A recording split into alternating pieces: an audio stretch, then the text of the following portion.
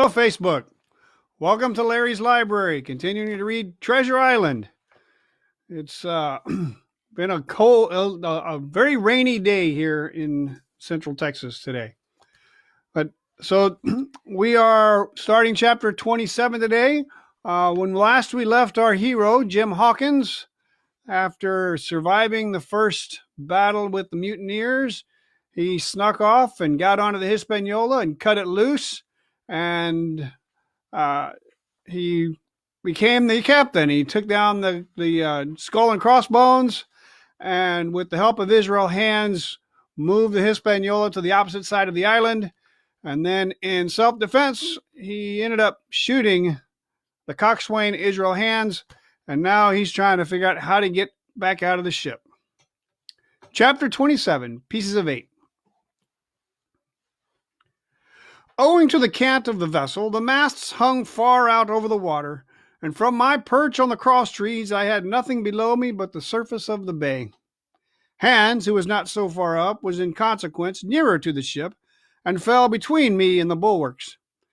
He rose once to the surface in a lather of foam and blood, and then sank again for good. As the water settled, I could see him lying huddled together on the clean, bright sand in the shadow of the vessel's sides. A fish or two whipped past his body. Sometimes, by the quivering of the water, he appeared to move a little, as if he were trying to rise. But he was dead enough for all that, being both shot and drowned, and was food for fish in the very place where he had designed my slaughter. I was no sooner certain of this than I began to feel sick, faint, and terrified. The hot blood was running over my back and chest. The dirk, where it had pinned my shoulder to the mast, seemed to burn like a hot iron. Yet it was not so much these real sufferings that distressed me, for these, it seemed to me, I could bear without a murmur. It was the horror I had upon my mind of falling from the cross trees into that still green water beside the body of the coxswain. I clung with both hands till my nails ached, and I shut my eyes as if to cover up the peril. Gradually, my mind came back again, my pulses quieted down to a more natural time, and I was once more in possession of myself. It was my first thought to pluck forth the dirk, but either it struck too hard or my nerve failed me, and I desisted with a violent shudder. Oddly enough, that very shudder did the business. The knife, in fact, had come the nearest in the world to missing me altogether. It held me by a mere pinch of skin, and this the shudder tore away. The blood ran down the faster, to be sure, but I was my own master again, and only tacked to the mast by my coat and shirt. These last I broke through with a sudden jerk, and then regained the deck by the starboard shrouds. For nothing in the world would I have again ventured, shaken as I was, upon the overhanging port shrouds from which Israel had so lately fallen.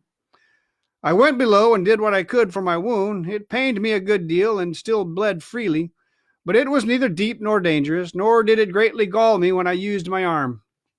Then I looked around me, and as the ship was now, in a sense, my own, I began to think of clearing it from its last passenger, the dead man, O'Brien.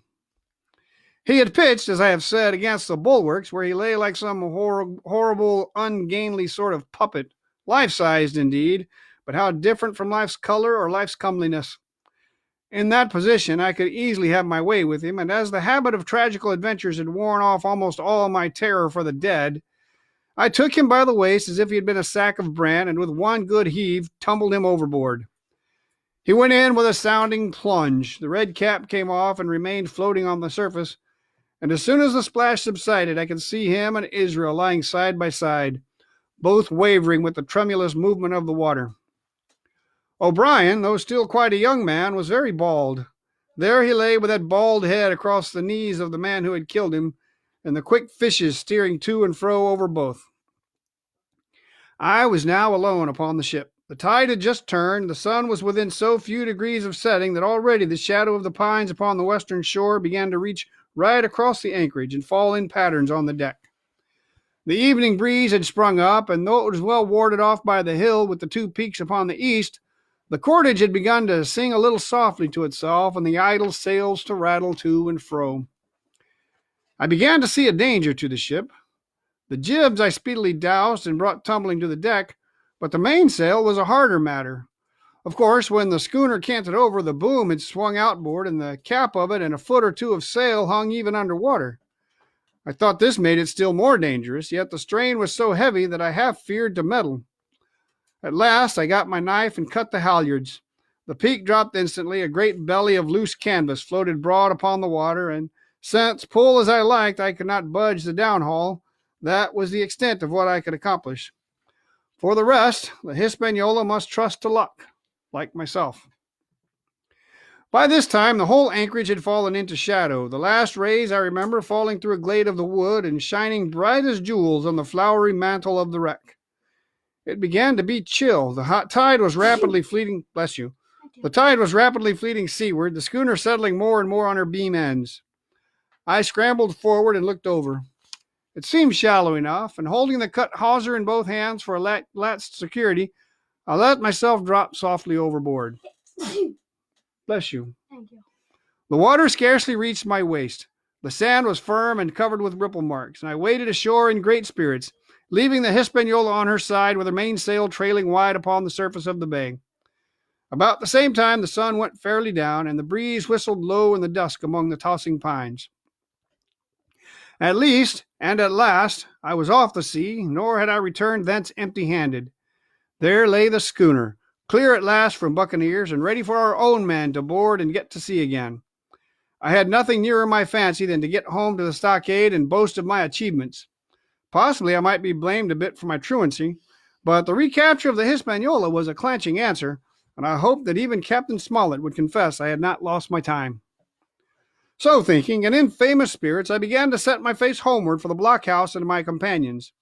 I remembered that the most easterly of the rivers which drain into Captain Kidd's anchorage ran from the two-peaked hill up on my left, and I bent my course in that direction that I might pass the stream while it was small. The wood was pretty open, and keeping along the lower spurs, I had soon turned to the corner of that hill, and not long after waded to the mid-calf across the watercourse. This brought me near to where I had encountered Ben Gunn, the maroon, and I walked more circumspectly, keeping an eye on every side. The dusk had come nigh hand completely, and as I opened out the cleft between the two peaks, I became aware of a wavering glow against the sky, where, as I judged, the man of the island was cooking his supper before a roaring fire. And yet I wondered, in my heart, that he should show himself so careless. For if I could see his radiance, might it not reach the eyes of Silver himself, where he camped upon the shore among the marshes? Gradually, the night fell blacker. It was all I could do to guide myself even roughly towards my destination. The double hill behind me and the spyglass on my right loomed faint and fainter. The stars were few and pale, and in the low ground where I wandered, I kept tripping among bushes and rolling into sandy pits. Suddenly, a kind of brightness fell upon me. I looked up.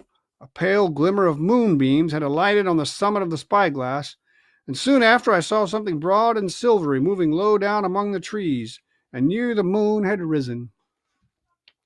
With this to help me, I passed rapidly over what remains to me of my journey, and sometimes walking, sometimes running, impatiently drew near to the blockade. Yet, as I began to thread the grove that lies before us, I was not so thoughtless but that I slacked my pace and went a trifle warily.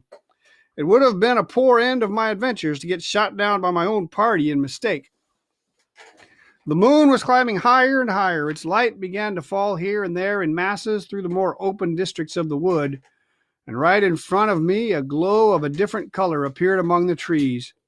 It was red and hot, and now and again it was a little darkened, as it were the embers of a bonfire smoldering. For the life of me, I could not think what it might be. At last I came right down upon the borders of the clearing. The western end was already steeped in moonshine. The rest and the blockhouse itself still lay in a black shadow, checkered with long, silvery streaks of light. On the other side of the house, an immense fire had burned itself into clear embers and shed a steady red reverberation, contrasted strongly with the mellow paleness of the moon. There was not a soul stirring, nor a sound beside the noises of the breeze. I stopped, with much wonder in my heart, and perhaps a little terror also. It had not been our way to build great fires.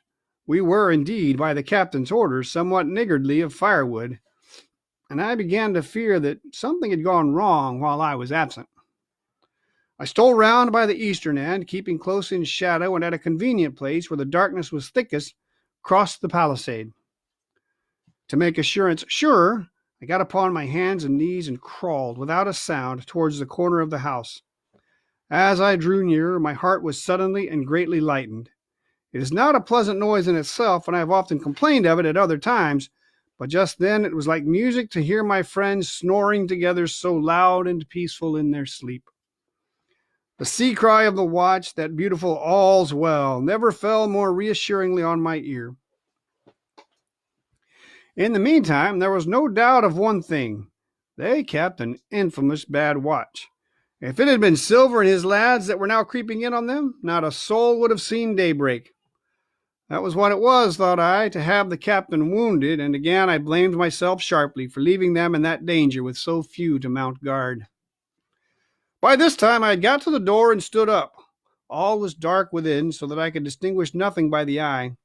As for sounds, there was the steady drone of the snorers, and a small occasional noise, a flickering or pecking that I could in no way account for.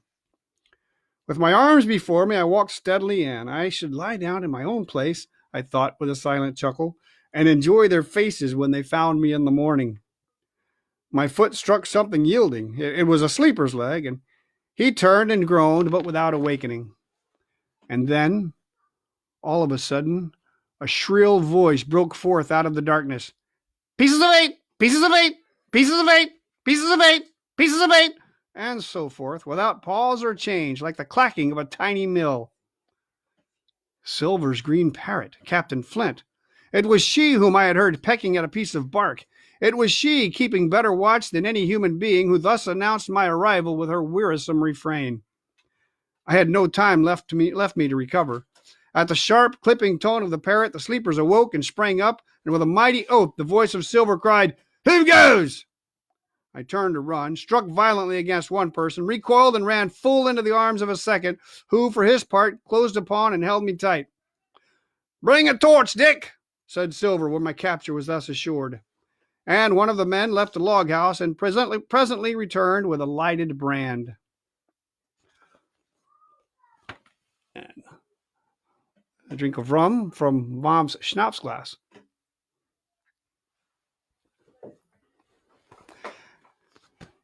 Section 6. Captain Silver. Part 6. Captain Silver.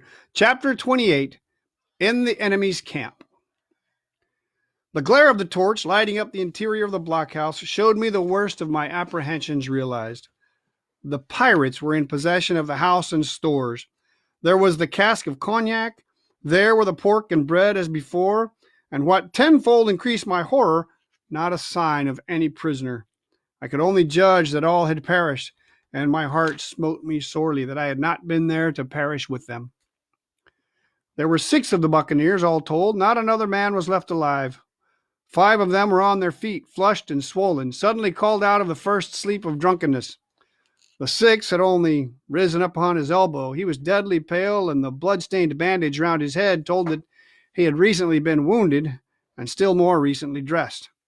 I remembered the man who had been shot and had run back among the woods in the great attack, and doubted not that this was he. The parrot sat preening her plumage on Long John's shoulder. He himself, I thought, looked somewhat paler and more stern than I was used to. He still wore the fine broadcloth suit in which he had fulfilled his mission, but it was bitterly the worse for wear, daubed with clay and torn with the sharp briars of the wood. "So," said he, "here's Jim Hawkins, shiver my timbers. Dropped in like, eh? Well, come, I take that friendly." And thereupon he sat down across the brandy cask and began to fill a pipe. "Give me a loan of the link, Dick," said he, and then, when he had a good light, "That'll do, lad," he added. "Stick the glim in the wood heap, and you, gentlemen, bring yourselves too. You needn't stand up for Mr. Hawkins. He'll excuse you may lay to that. And so, Jim," stopping the tobacco, "here you were, and quite a pleasant surprise for poor old John. I see you were smart when first I set my eyes on you, but this here gets away from me clean, it do." To all this, as may be well supposed, I made no answer.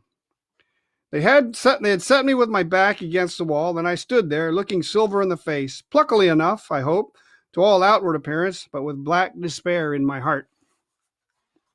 Silver took a whiff or two of his pipe with great composure, and then ran on again. "Now you see, Jim, so be as you are here," says he, "I'll give you a piece of my mind.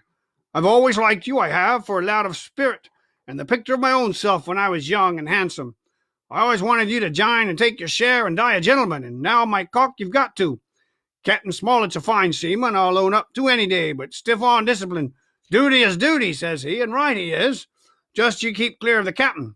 The doctor himself has gone dead again, you. Ungrateful scamp was what he said. And the short and the long of the whole story is about here.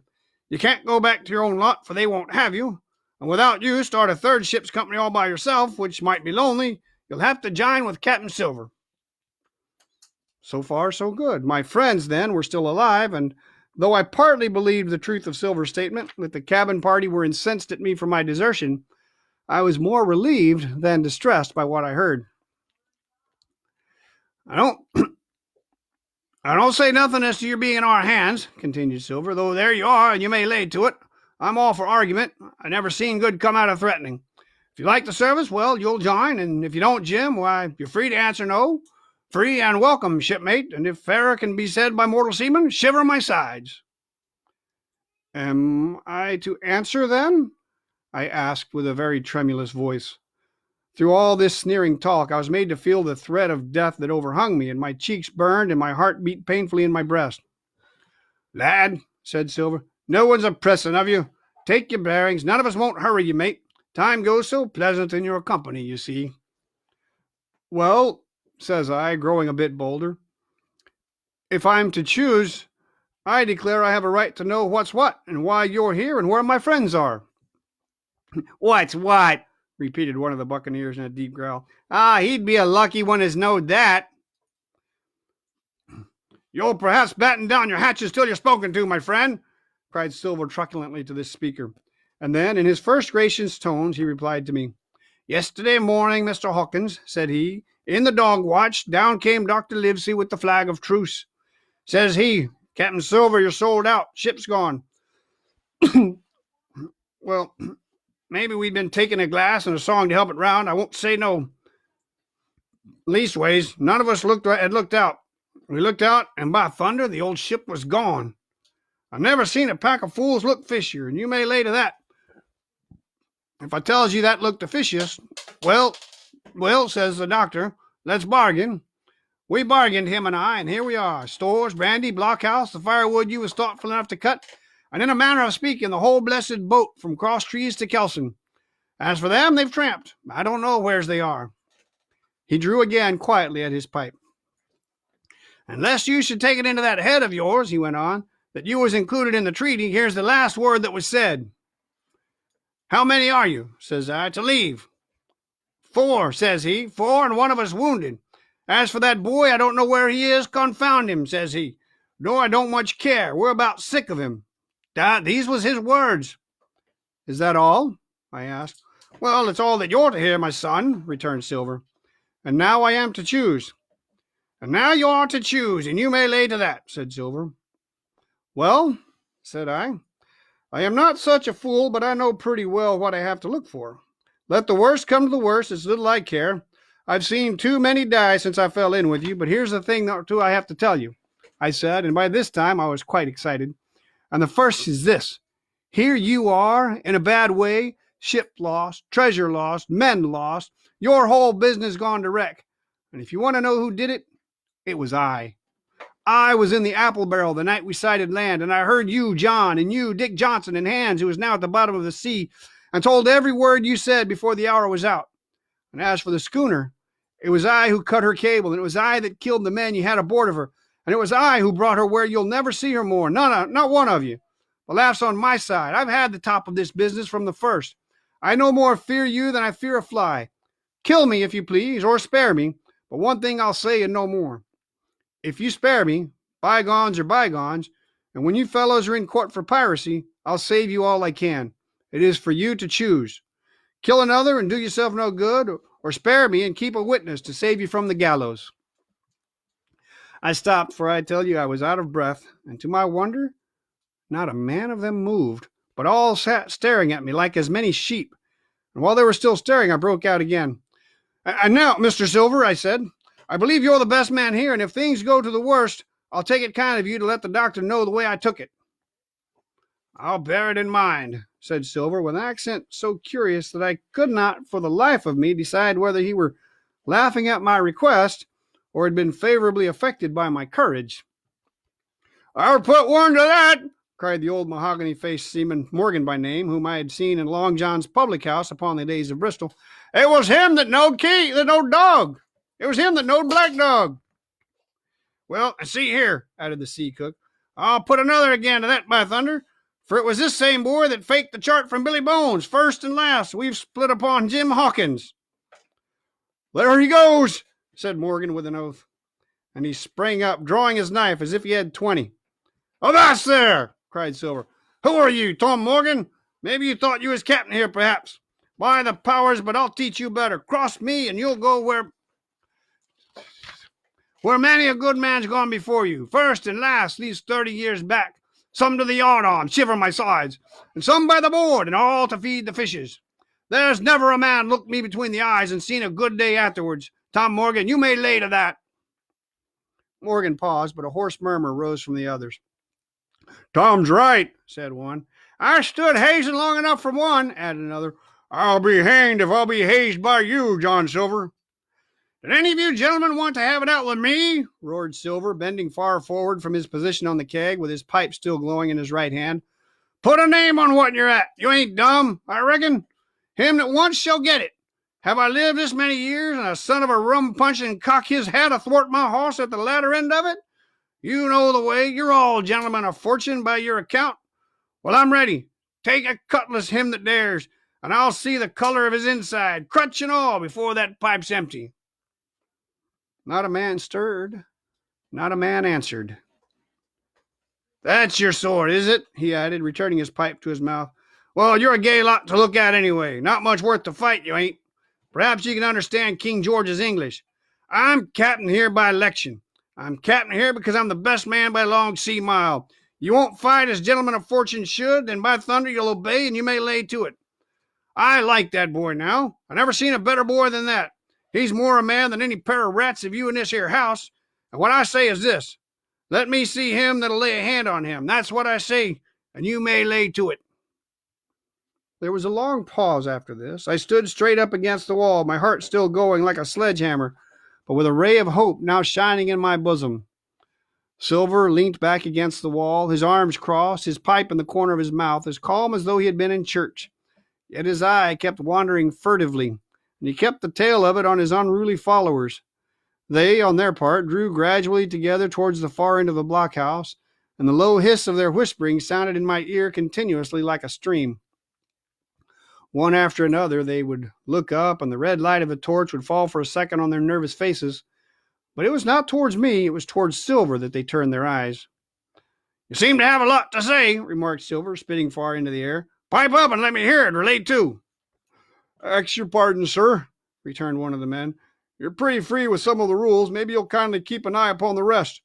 This crew's dissatisfied. This crew don't vally bullying a marlinspike. This crew has its rights like other crews. I'll make so free as that. And by your own rules, I take it, we can talk together. I ax your pardon, sir, acknowledging you for to be captain at this present, but I claim my right, and steps outside for a council." And with an elaborate sea salute, this fellow, a long, ill-looking, yellow-eyed man of 35, stepped coolly towards the door and disappeared out of the house. One after another, the rest followed his example, each making a salute as he passed, each adding some apology. "According to the rules," said one. "Thoughts for the council," said Morgan. And so, with one remark or another, all marched out and left Silver and me alone with the torch. The sea cook instantly removed his pipe. "Now you look here, Jim Hawkins," he said in a steady whisper that was no more than audible. "You're within a half a plank of death, and what's a long sight worse, of torture. They're going to throw me off, but you mark, I stand by you through thick and thin. I didn't mean to, no, not till you spoke up. I was about desperate to lose that much blunt and be hanged into the bargain, but I see you was the right sort. I says to myself, you stand by Hawkins, John, and Hawkins will stand by you. You're his last card, and by the living thunder, John, he's yours. Back to back, says I. You save your witness, and he'll save your neck." I began dimly to understand. "You mean all's lost?" I asked. "Aye, by gum, I do," he answered. "Ship gone, neck gone, that's the size of it. Once I looked into that bay, Jim Hawkins, and seen no schooner. Well, I'm tough, but I gave out. As for that lot and their counsel, mark me, they're outright fools and cowards. I'll save your life, if so be as I can, from them. But see here, Jim, tit for tat, you saved Long John from swinging. I was bewildered. It seemed a thing so hopeless he was asking. He, the old buccaneer, the ringleader throughout. What I can do, that I'll do, I said. It's a bargain, cried Long John. You speak up plucky, and by thunder I've a chance. He hobbled to the torch where it stood propped among the firewood and took a fresh light to his pipe. Understand me, Jim, he said, returning. I've a head on my shoulders, I have. I'm on Squire's side now. I know you've got that ship safe somewheres. How you done it, I don't know, but safe it is. I guess Hans and O'Brien turned soft. I never much believed in neither of them. Now, you mark me. I ask no questions, nor I won't let others. I know when a game's up, I do. And I know a lad that's staunch. Ah, you that's young, you and me might have done a power of good together. He drew some cognac from the cask into a tin cannikin. Will you taste, messmate? He asked, and when I had refused, well, I'll take a drain myself, Jim, he said. I need a caulker, for there's trouble on hand. And talking of trouble, why did that doctor give me the chart, Jim? My face expressed a wonder so unaffected that he saw the needlessness of further questions. Oh, well, he did, though, said he, and there's something under that, no doubt, something surely under that, Jim, bad or good. And he took another swallow of the brandy, shaking his great fair head like a man who looks forward to the worst. It's the end of chapter 28. Chapter 29, the black spot again. We'll do that 7:30 tomorrow night. Thank you, everybody. Wash your hands. Stay away from people. Don't cough on anybody. This has been Larry's Library. Be all right. Have a good night.